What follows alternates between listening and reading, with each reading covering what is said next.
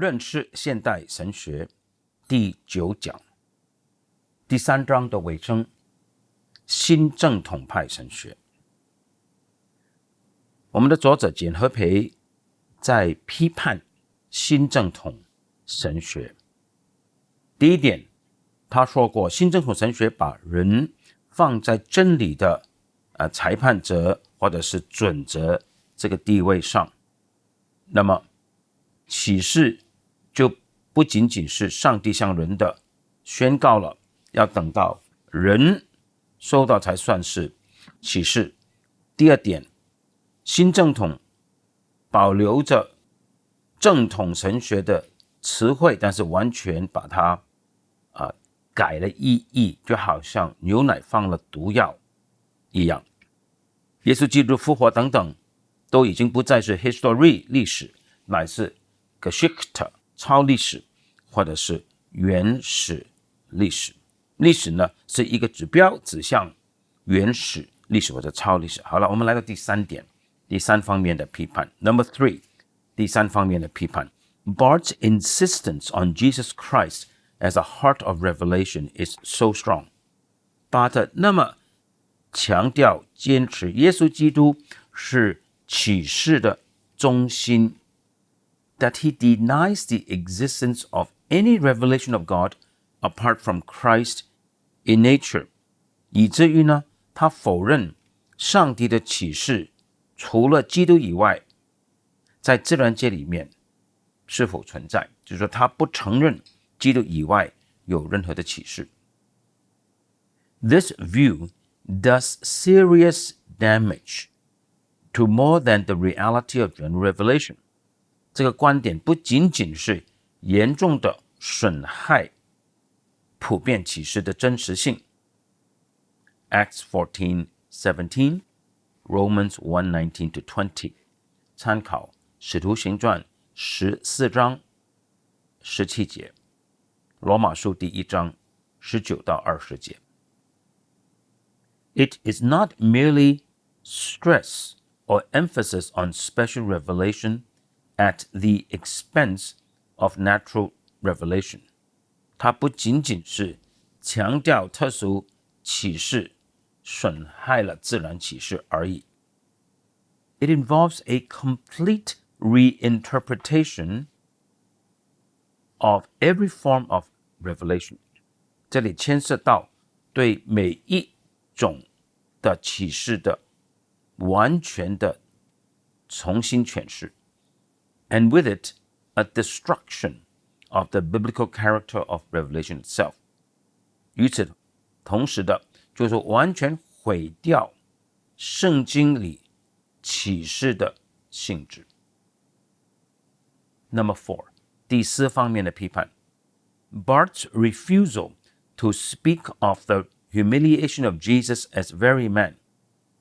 巴特拒绝说耶稣基督身为人降卑， leaves him open to the charge of theopashitism. 这样子他就有理由留了空间让别人控告他是神受苦论者，有人翻译成基督一性说者。And involves a radical departure from biblical theology. 这个就是彻底的偏离了圣经的神学。He is unwilling to distinguish carefully between the person and work of Christ in any ontological sense. 他不愿意很谨慎的在本体论上区别出基督的位格和基督的工作 and by thus repudiating the Chalcedon Creed. 既然这样子一来，巴特既然不相信加克顿信经， Barth's handling of the work of Christ destroys the person of Christ in an activistic way. 这样子一来呢，巴特处理基督的工作的方法就有着动态主义的嫌疑，毁掉基督的位格了。我这里解释一下什么叫动态主义 activism。动态主义的意思就是上帝或者基督他本身 his being 就限制在他的工作或者他的启示之内。In fact, in Barth's view, 诚然，根据巴特的观点 the incarnation is the really crucial thing in reconciliation, by which the gulf between God and man is bridged. 根据巴特的观点，真正关键性的乃是道成肉身这个事件，这个是神人和好这件事情上最关键性的事。道成肉身是神与人之间的鸿沟建了一道桥梁。The biblical emphasis upon our being reconciled to God through the death of his Son and his having made peace through the blood of the cross does not really fit into Barth's doctrine of reconciliation. 巴特的神人和好论没有空间来强调圣经所强调的。圣经所强调的是借着上帝儿子的死，我们与神和好。借着基督透过十字架上的宝血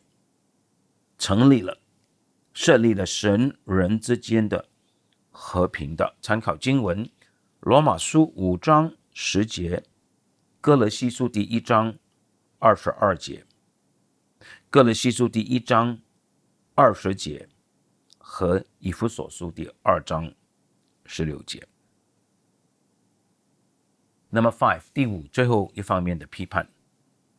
Though Barth claims neither to affirm nor to deny the theory of universal salvation, 巴特虽然既不承认也不否认普救论这个理论， it seems that his idea of universal election clearly implies some sort of, quote, neo-universalism, unquote. 他的普世拣选论似乎暗示着某一种的所谓新普救论。In fact, his rejection of the realities of heaven and hell. 事实上，巴特既然不相信天堂和地狱的真实性 would also point to a concept of salvation radically different from the one set forth in the scriptures. 那么这就指向一种与圣经所展示的救恩观完全彻底不一样的一种的救恩观。Jesus, says Barth, is the history of salvation for every man. 巴特说，耶稣对每一个人来说就是救恩的历史。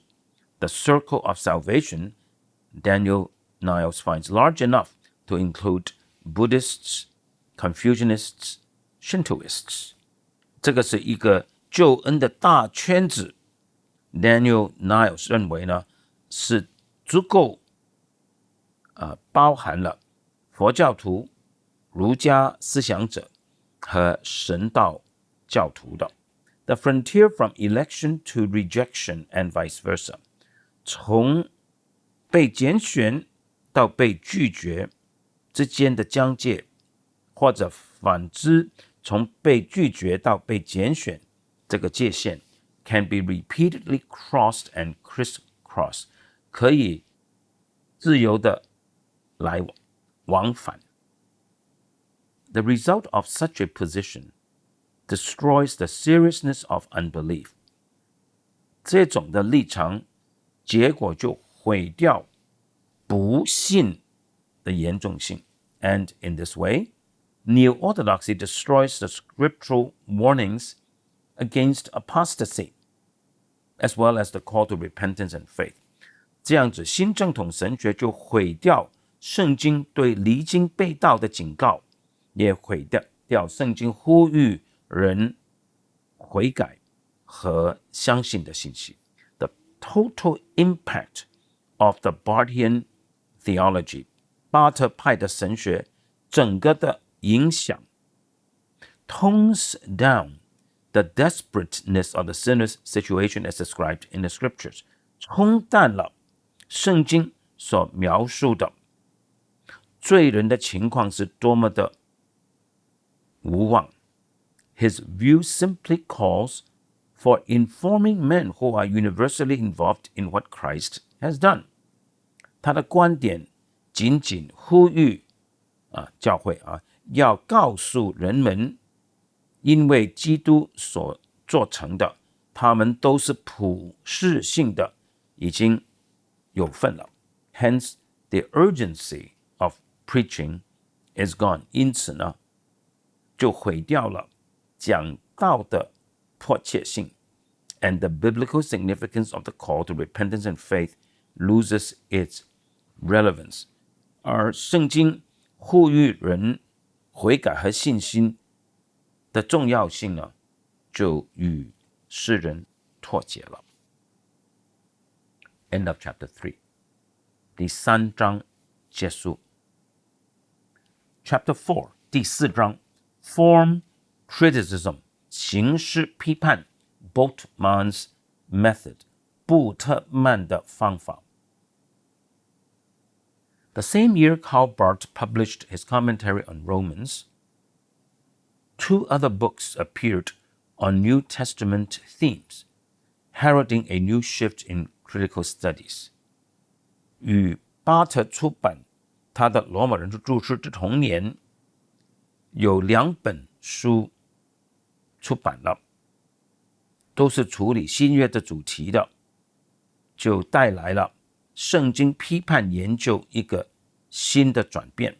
From one of the books, 其中一本书 Die Formgeschichte des Evangeliums 福音书的形式批判 penned by Martin Dibelius 1883 to 1947 是由 Dibelius D-I-B-E-L-I-U-S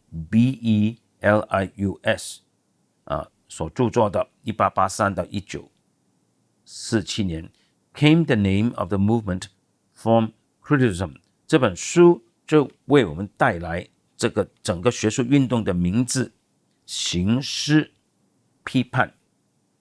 From the other title 另外一本书 by Carl L. Schmitt 是由 Schmitt 写的 S-C-H-M-I-D-T Der Rahmen der Geschichte Jesu 英文可以说是 The Framework for the Life of Jesus 耶稣生平的架构1919年 1919 came the final blow from liberal circles to the reliability of what had been commonly accepted till now concerning the historical framework of Mark's gospel 这本书带来最后一个的打击，从自由派的圈子最后的攻击了马可福音的历史架构的可靠性，而这个是多年来一般被接纳的前提。But even more than these 2 men, the heart of this new shift in studies came to be associated largely with one man.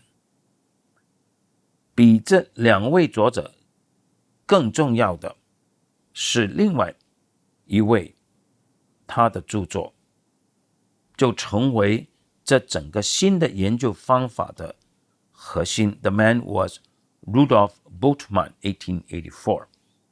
这位就是布特曼，1884年出生。And the book which transformed New Testament studies was History of the Synoptic Tradition, 1921. 他所写的福类福音传统的历史1921年出版，就改变了整个新约研究的范围。Even more than Dibelius, Bultmann's influence had continued to expand. 布特曼的影响力比 Dibelius 更加的广泛，继续的在扩大。In particular, it has been Bultmann's method, as well as sometimes more than his message, that has found wide usage. 特别是布特曼的方法，不仅仅是他的信息，甚至乎他的方法比他的信息更加的广泛的被人使用。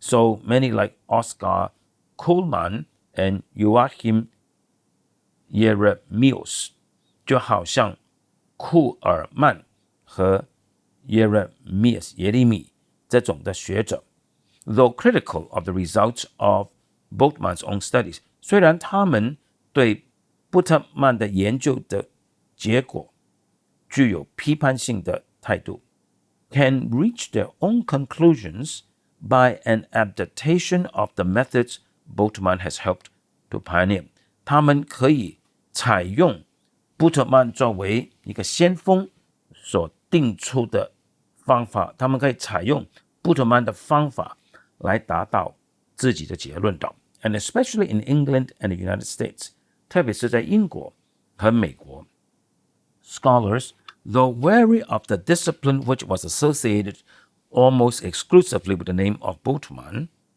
and stressing the limitations of form criticism as such, 虽然他们对与布特曼有关的整套的学问已经厌倦，也同时强调着形式批判本身的限制 still have come slowly and cautiously to an acceptance of the basic presuppositions of form critics 他们仍然逐步的谨慎的开始接受形式批判主义者的预设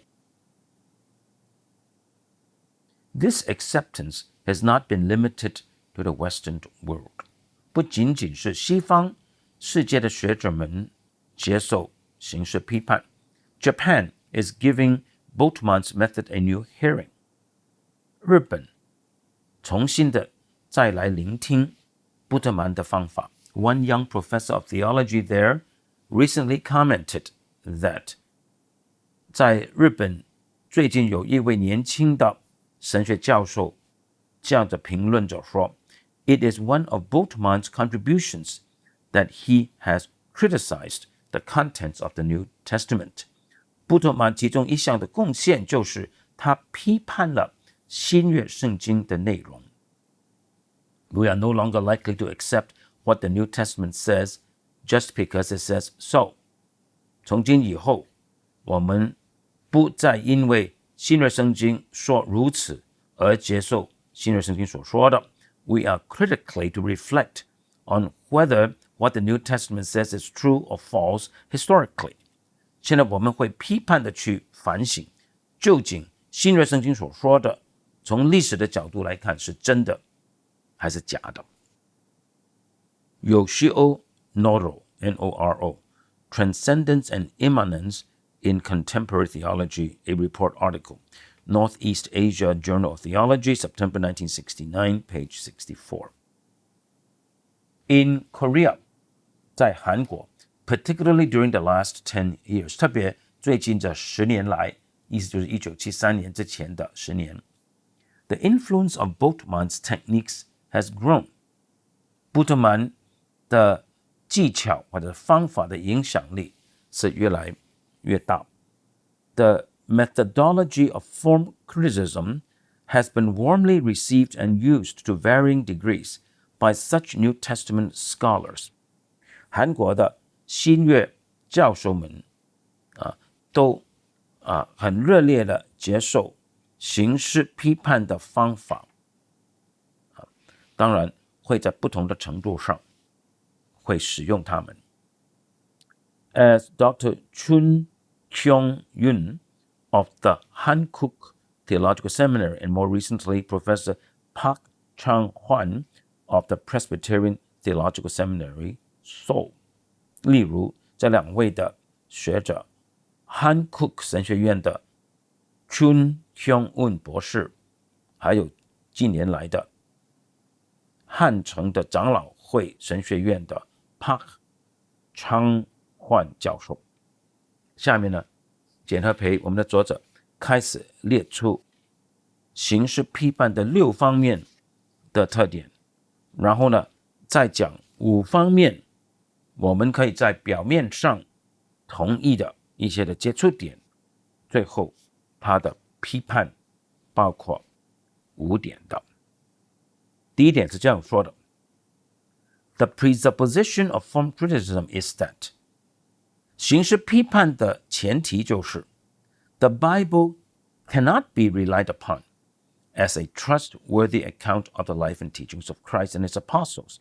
我们不可以依靠圣经作为对基督和他的使徒们的生平和教训的一个可靠的记录或者是记载。